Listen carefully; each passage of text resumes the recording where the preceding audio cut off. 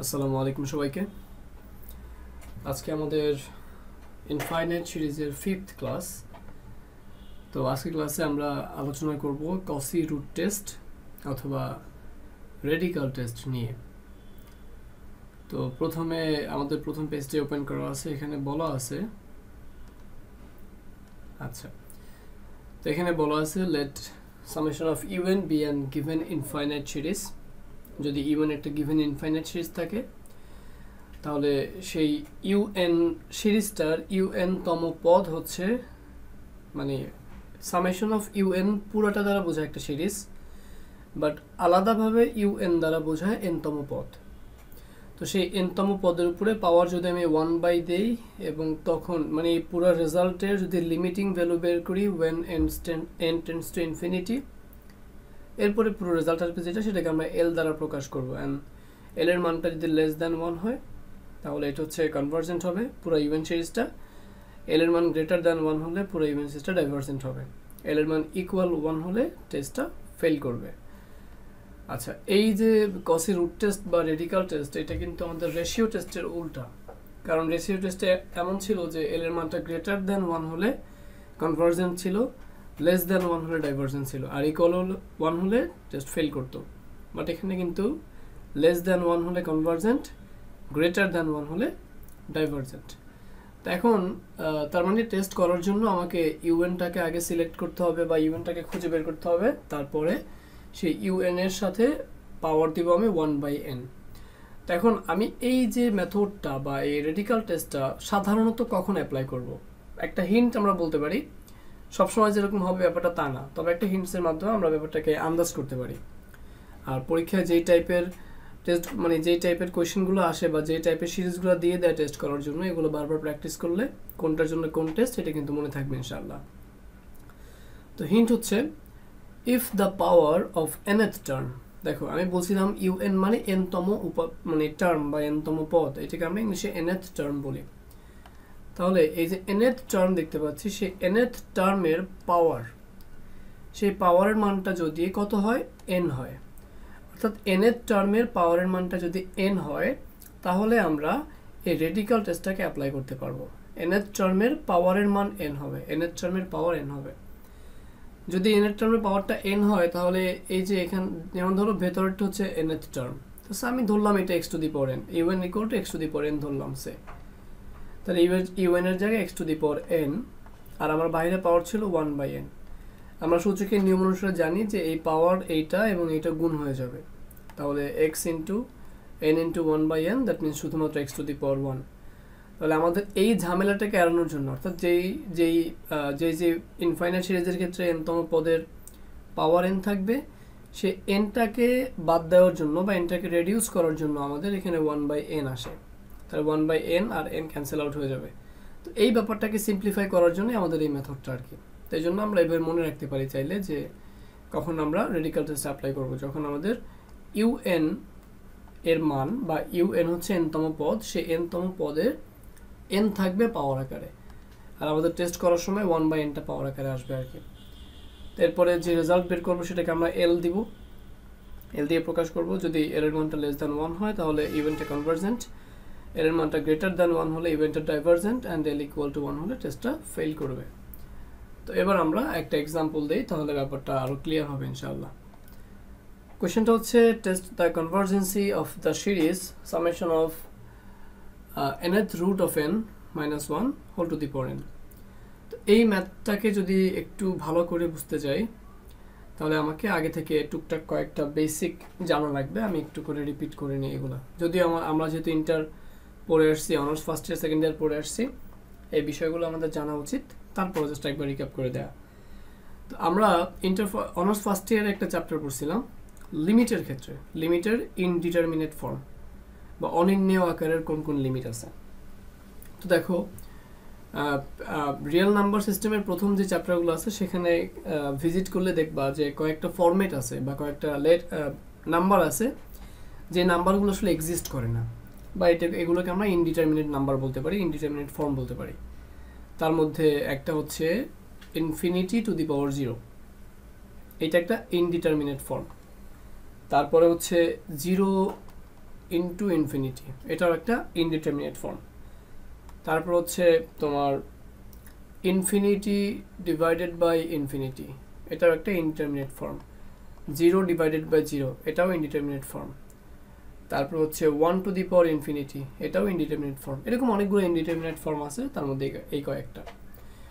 এখন আমি যদি কোনো লিমিটের ম্যাথ করা শুরু করি, তাহলে আমি যদি লিমিটের ভ্যালুটা বসাই, সে এক্স টেন্স টু সামথিং অথবা এন টেন্স টু সামথিং, সেই মানটাকে অর্থাৎ এন টেন্স টু অথবা এক্স টেন্স টু যত দেওয়া থাকবে সেই মানটাকে যদি আমি ফাংশনে বসাই এবং আমার রেজাল্ট যদি ইনফিনিটি টু দি পাওয়ার 0 আসে অথবা 0 ইন্টু ইনফিনিটি আসে, মানে এই ইনডিটারমিনেট ফর্মেটের যে কোনো একটা আসে, তখন আমি বুঝবো যে ওই ম্যাথটা ওখানে আমি শেষ করতে পারবো না, কারণ এই সংখ্যাগুলো কোনো ফাইনাইট নাম্বার না, বা এগুলো কোনো ডিফাইন্ড নাম্বার না, আনডিফাইন্ড বা ইনডিটারমিনেট বলতে পারি, এগুলোকে নির্ণয়ই করা যায় না।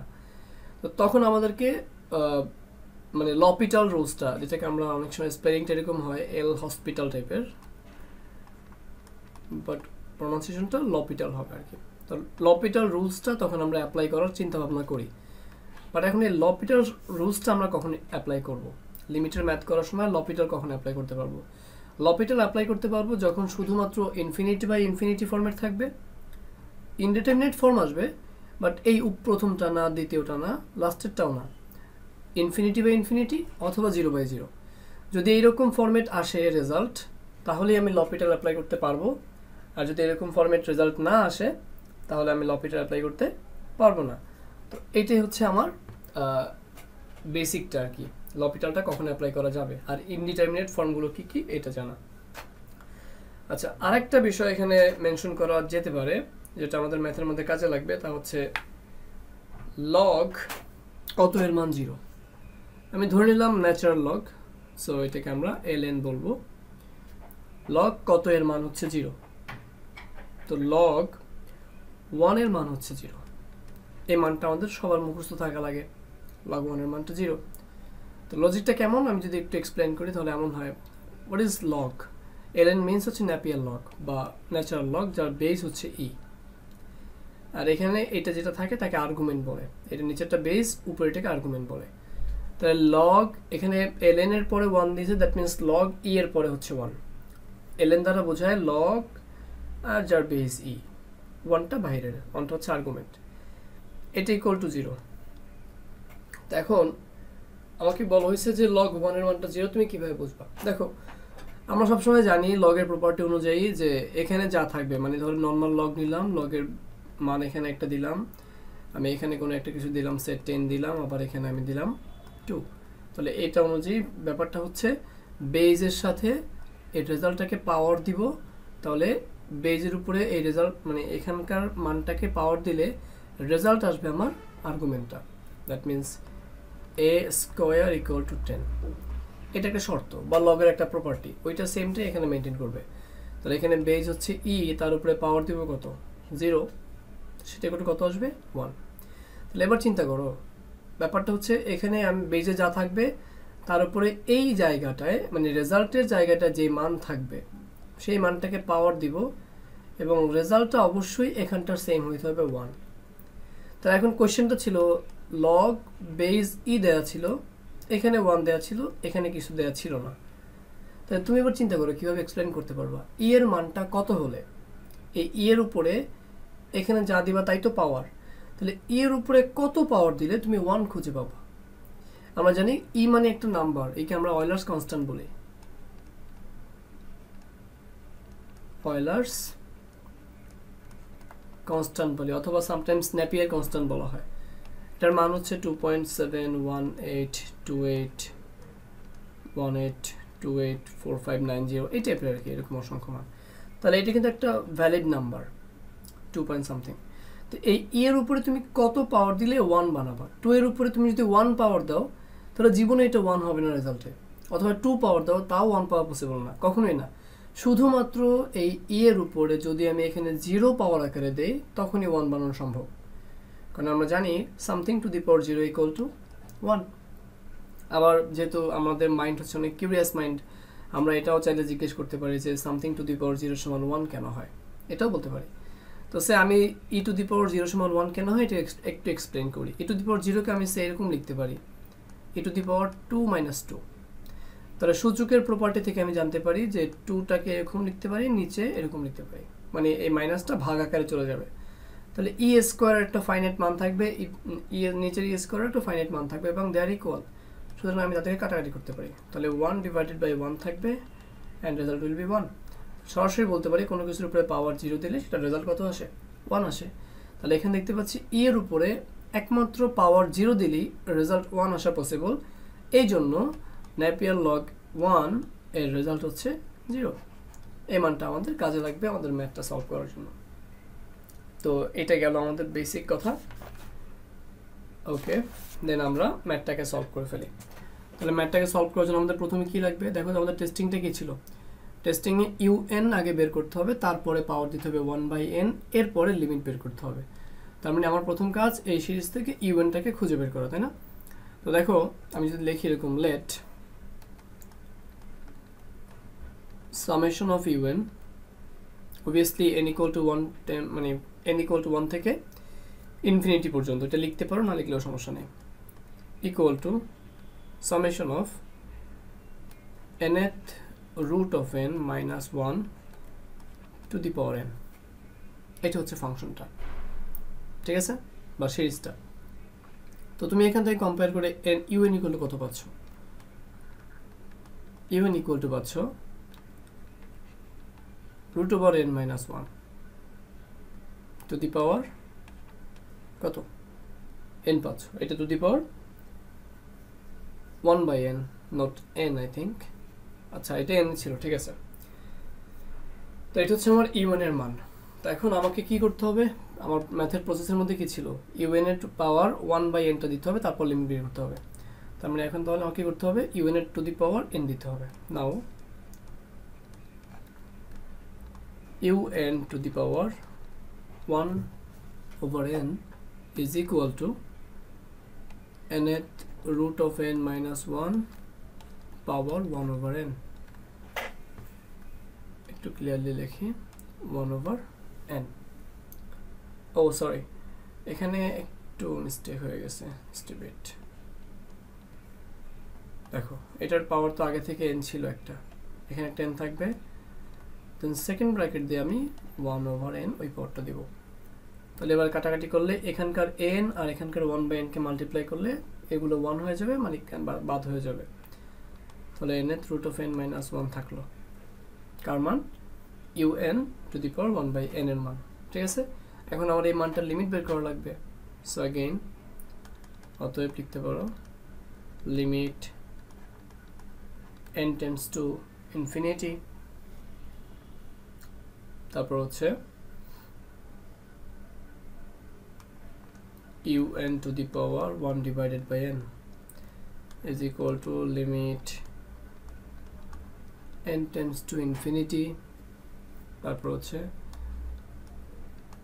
root n minus 1। এত। এখন এটাকে কি করা যায়? দেখো এই যে 1 দেখতে পাচ্ছ, সেখানে তো কোনো n এর মানই নেই, মানে এই limit n tends to infinity মানে n টা হচ্ছে ভেরিয়েবল, বাট এই টার্মের ভিতরে তো এই ভেরিয়েবলটাই নাই, তার মানে এটা লিমিটের আওতার বাইরে, লিমিটের ভিতরে এটা থাকবে। তো আমি চাইলে দেখে আলাদা করে লিখতে পারি, limit n tends to infinity nth root of n minus 1। তো এটা হচ্ছে আমার এক নম্বর সমীকরণ, আমি দিয়ে রাখতে পারি কাজের সুবিধার জন্য। বাট এখন এই যে limit n tends to infinity nth root of n, এই জিনিসটার মানটা আমাদের খুঁজে বের করতে হবে, এটার মানটা আলাদা করে খুঁজে বের করতে হবে, এটা রিজন আছে। তো দেখি আমরা আলাদা করে অন্য পাশে বের, অথবা এখানেই করতে পারি, এখানেও করতে পারি। সে আমরা ধরে নিব let y equal to limit n tends to infinity nth root of n। তারপরে আমরা এটার মানটাকে আলাদা করে বের করে নিব আর কি, যাতে কমপ্লেক্সিটি কমে। তারপরে আমরা এটাকে সলভ করার জন্য দুই পাশে লগ নিব, log y is equal to log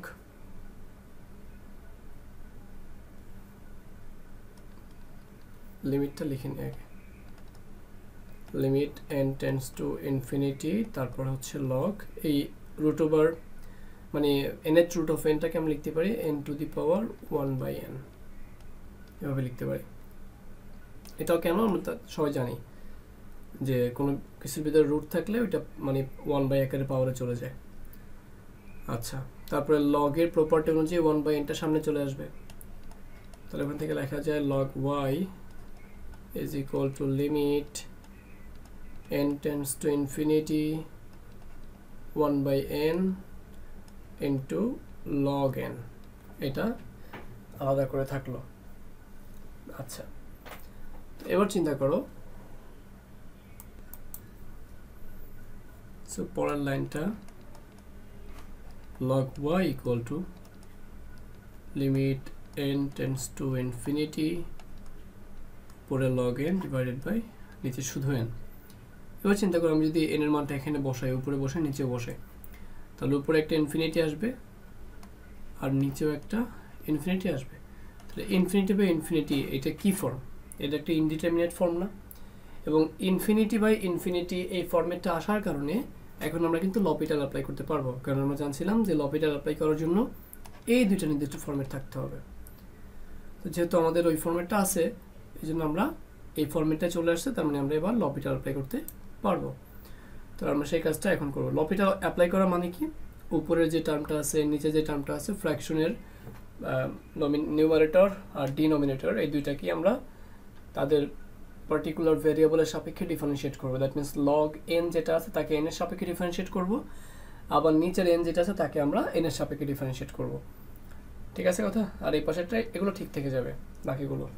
তো এই পাশে লগ ওয়াই আছে, আমি একটু পুরোটাকে মুভ করে অন্য পেজে নিয়ে যাই।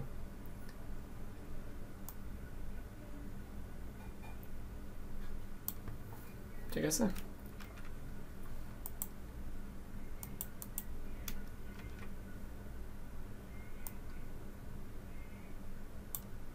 ওকে। এরপর দেখো ইনডিটারমিনেট ফর্ম, তার মানে আমাকে কি করতে হবে? লপিটাল অ্যাপ্লাই করতে হবে। তাহলে log y equal to limit n tends to infinity ln 1 কে বা log 1 কে ডিফারেন্সিয়েট করলে 1/n আসবে, আর নিচের n কে ডিফারেন্সিয়েট করলে শুধুমাত্র 1 আসবে। তাহলে আলটিমেটলি আসতেছে কত? Limit n tends to infinity শুধুমাত্র 1/n, এ পাশে log y, তারপর দেখো log y ইকুয়াল টু আসতেছে 1 এখানে 1/infinity, আমরা জানি সামথিং বাই ইনফিনিটি সমান 0, এটা সমান 0। আর কিছুক্ষণ আগে দেখে আসছি যে log y এর জায়গায় log y থাকলো 0 সমান লিখতে পারি log 1, বা log 1 এর পরিবর্তে 0 লিখতে পারি। সেখান থেকে খুঁজে পেলাম y ইকুয়াল টু 1। তাহলে yটা কি ছিল? yটা ছিল আমার এই যে পুরো টার্মটা, তাই না? Limit n tends to infinity nth root of n, এই পুরোটা ছিল y। তাহলে এবার আমরা এই পুরো মানটাকে লিখতে পারি। তাহলে limit n tends to infinity un two the power 1/n, অতএব limit n tends to infinity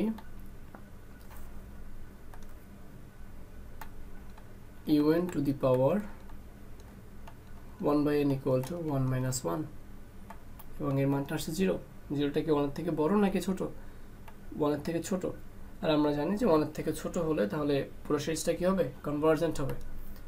অতএব summation of un is convergent।